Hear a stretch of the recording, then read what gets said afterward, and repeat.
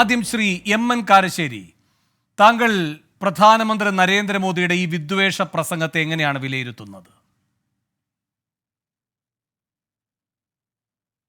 വേണു, എനിക്ക് ഒരു ഇന്ത്യക്കാരൻ എന്നുള്ള നിലയ്ക്ക് വളരെ നാണക്കേട് തോന്നുന്ന ഒന്നാണ് ഈ പ്രഭാഷണം. കാരണം ശ്രീ നരേന്ദ്രമോദി ഒരു പാർട്ടിയുടെ നേതാവ് മാത്രമല്ല, 142 കോടി ജനങ്ങൾ അധിവസിക്കുന്ന ഒരു മഹാരാജ്യത്തിൻ്റെ പ്രധാനമന്ത്രിയാണ്. വേണുവിൻ്റെയും എൻ്റെയും പ്രധാനമന്ത്രിയാണ്. ഈ പ്രധാനമന്ത്രി ഇങ്ങനെ നിലവാരമില്ലാതെ സംസാരിക്കുന്നത് നമ്മുടെ രാഷ്ട്രത്തിന് വലിയ അവമാനമാണ്. ഇന്ത്യക്കാർക്കും പുറത്തുള്ളവർക്കൊക്കെ ഇത് കേൾക്കുമ്പോൾ ഉണ്ടാവുന്ന ഒരു ചളിപ്പുണ്ട്, അത് ഭയങ്കരമാണ്. എന്താ കാരണം വെച്ചാൽ, മൻമോഹൻ സിംഗ് 18 കൊല്ലം മുമ്പ് നടത്തിയ ഒരു പ്രസംഗത്തെപ്പറ്റി ഒന്ന്, നിർഭാഗ്യവശാൽ എനിക്കത് പറയാൻ വളരെ വിഷമമുണ്ട്, എൻ്റെ പ്രധാനമന്ത്രി നുണ പറഞ്ഞു. 2, അദ്ദേഹം ഒരു സമുദായത്തിനെതിരെ വെറുപ്പുണ്ടാക്കുന്ന മട്ടിൽ സംസാരിച്ചു. അപ്പോൾ എന്താണ് 2024 ഏപ്രിൽ ജൂൺ കാലത്ത് നടക്കുന്ന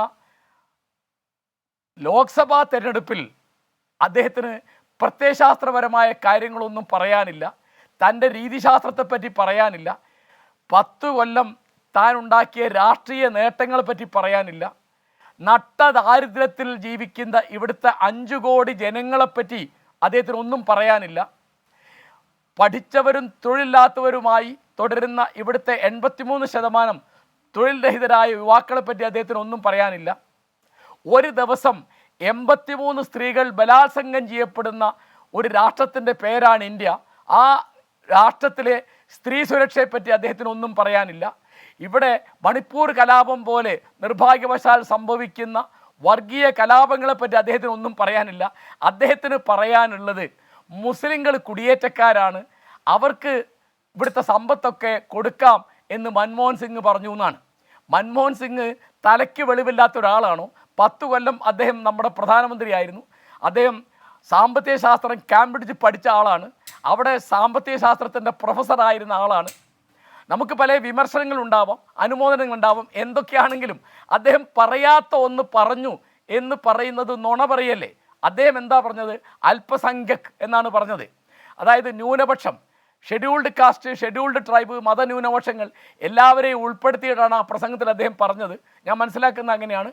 അതായത് ഒരു രാഷ്ട്രത്തിലെ വിഭവത്തിന് അവർക്കും അവകാശമുണ്ട് എന്നാണ് അദ്ദേഹം പറഞ്ഞത്. സോഷ്യലിസം എന്നുള്ളത് നമ്മുടെ ഭരണഘടന ഒരു രാഷ്ട്രത്തിൻ്റെ തത്വമായിട്ട് അംഗീകരിച്ചാണ്. സോഷ്യലിസം എന്ന് പറയുന്നത് ഒറ്റവാക്കിൽ പറഞ്ഞാൽ ഒരു രാഷ്ട്രത്തിലെ വിഭവങ്ങൾക്ക് എല്ലാ പൗരന്മാർക്കും തുല്യമായ അവകാശമുണ്ട് എന്ന അടിസ്ഥാന സങ്കല്പമാണ്. ആ സങ്കല്പത്തിൽ നിന്നുകൊണ്ടാണ് നമ്മുടെ രാഷ്ട്രം സെക്കുലറാണ് എന്നും സോഷ്യലിസ്റ്റാണ് എന്നും നമ്മുടെ ഭരണഘടന പറയുന്നത്. അത് തന്നെയാണ് മൻമോഹൻ സിംഗ് പറഞ്ഞത്. പിന്നെ ഈ സമയത്ത് മുസ്ലിങ്ങൾക്ക് വാരിക്കോരി കൊടുക്കാൻ പോവുകയാണ് എന്ന് അദ്ദേഹം പറഞ്ഞു. പിന്നെ അദ്ദേഹം ഇപ്പോൾ നേരത്തെ പറഞ്ഞ മാതിരി അലിഗഡിലെത്തിയപ്പോൾ അത് തിരുത്തി എന്ന് പറയുന്നു. അദ്ദേഹം അങ്ങനെ സംസാരിച്ചു എന്നുള്ളത് തന്നെ എന്തൊരു നാണക്കേടാണ്. മാത്രമല്ല, ഇവിടുത്തെ രാഷ്ട്രീയ പ്രവർത്തനം എന്ന് പറയുന്നത് സമുദായങ്ങൾ തമ്മിലുള്ള വെറുപ്പ് പ്രകടിപ്പിക്കാനുള്ള, അകലം സൃഷ്ടിക്കാനുള്ള, ചേരിതിരിവ് സൃഷ്ടിക്കാനുള്ള ഒരു വിദ്വേഷ പ്രവർത്തനം മാത്രമാണ്. തെരഞ്ഞെടുപ്പ് കമ്മീഷൻ ഇതിനെപ്പറ്റി മൗനം പാലിക്കുന്നു എന്നുള്ളത് ഇതുപോലെ നമുക്ക് നാണക്കേടുണ്ടാക്കുന്ന ഒരു കാര്യമാണ്.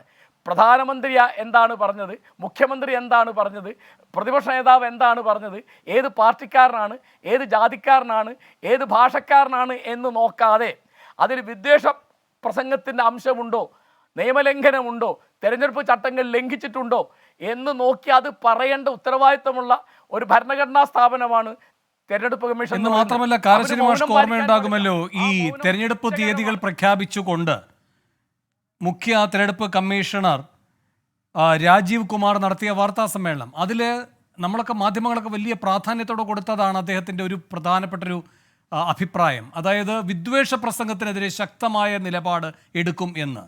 ഇന്നിപ്പോൾ ഇത് എത്രത്തോളം പരാതികൾ അവിടേക്ക് ചെന്നിട്ടും ക മ എന്നൊരക്ഷരം വേണ്ടിയിട്ടില്ല. അങ്ങേക്ക് തുടരാം. അതാണ് ഈ മൗനം എന്ന് പറയുന്നത് നമ്മുടെ ജനാധിപത്യത്തെയും നമ്മുടെ നീതിബോധത്തെയും ദുർബലപ്പെടുത്തുന്ന ഒന്നാണ്. ജനങ്ങൾക്കിപ്പോൾ സത്യം പറഞ്ഞാൽ കേരളത്തിലൊക്കെ പ്രകടമാണ് വേണു. അതായത് രാഷ്ട്രീയ പ്രവർത്തനത്തിൽ രാഷ്ട്രീയ പാർട്ടിയിലെ അംഗങ്ങൾക്ക് പോലും താല്പര്യം കുറഞ്ഞു വരികയാണ്. കാരണം മൂല്യബോധമില്ലാത്ത ഒരു പ്രവർത്തന രീതിയാണ് എല്ലാ പാർട്ടിയിലെ എല്ലാ നേതാക്കന്മാരിലും കാണുന്നത്.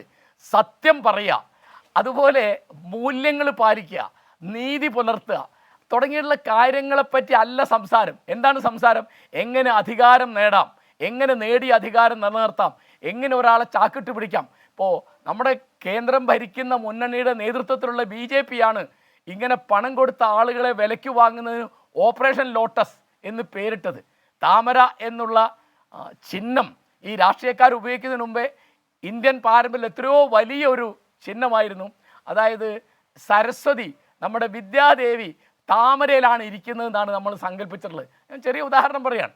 അപ്പോൾ ഈ താമര എന്നുള്ള ചിഹ്നത്തെ ഇങ്ങനെ അപജയത്തിൽപ്പെടുത്തുക, ഓപ്പറേഷൻ ലോട്ടസ് എന്നാണ് അതിന് പറയുന്നത്. ഇപ്പോൾ നമ്മുടെ തൊട്ടടുത്ത സംസ്ഥാനമായ കർണാടകയിലൊക്കെ നമ്മളത് കണ്ടതാണ്. അതായത് MLA-മാരെ, MP-മാരെ, നേതാക്കന്മാരെ, മുഖ്യമന്ത്രിമാരെ, മുൻ മുഖ്യമന്ത്രിമാരെ ഒക്കെ വിലയ്ക്ക് വാങ്ങാൻ സാധിക്കും. അപ്പോൾ ജനാധിപത്യം എന്നുള്ളത് ധനാധിപത്യത്തിന് വഴിമാറുന്ന ഒരു ദുരവസ്ഥ. ഇതൊക്കെ കണ്ട് മിണ്ടാതിരിക്കുന്ന ഒരു ഭരണഘടനാ സ്ഥാപനമായിട്ട് നമ്മുടെ തെരഞ്ഞെടുപ്പ് കമ്മീഷൻ അധപ്പതിക്കുന്നു എന്നുള്ളത് നമ്മുടെ ജനാധിപത്യം എത്ര ജീർണിച്ചു പോയി എന്ന് കാണിക്കുകയാണ്. തീർച്ചയായിട്ടും മോദിയുടെ ഈ പ്രസ്താവനയെപ്പറ്റി തെരഞ്ഞെടുപ്പ് കമ്മീഷൻ അവരുടെ അഭിപ്രായം പറയണം. അതിപ്പോൾ ശേഷനുള്ളപ്പോൾ നമ്മുടെ ജനാധിപത്യം ശക്തമാണെന്ന് തോന്നിയിരുന്നു. കാരണം ഭരണകക്ഷിയുടേതാണോ പ്രതിപക്ഷത്തിൻ്റേതാണോ അഭിപ്രായം എന്ന് നോക്കാതെ ആരെന്ത് പറഞ്ഞപ്പോഴും നമ്മുടെ NK ശേഷൻ ഇവിടെ ഒരു തെരഞ്ഞെടുപ്പ് കമ്മീഷനുണ്ട്, ഒരു കമ്മീഷണർ ഉണ്ട് എന്ന ഒരു അനുഭവം നമുക്ക് തന്നിരുന്നു.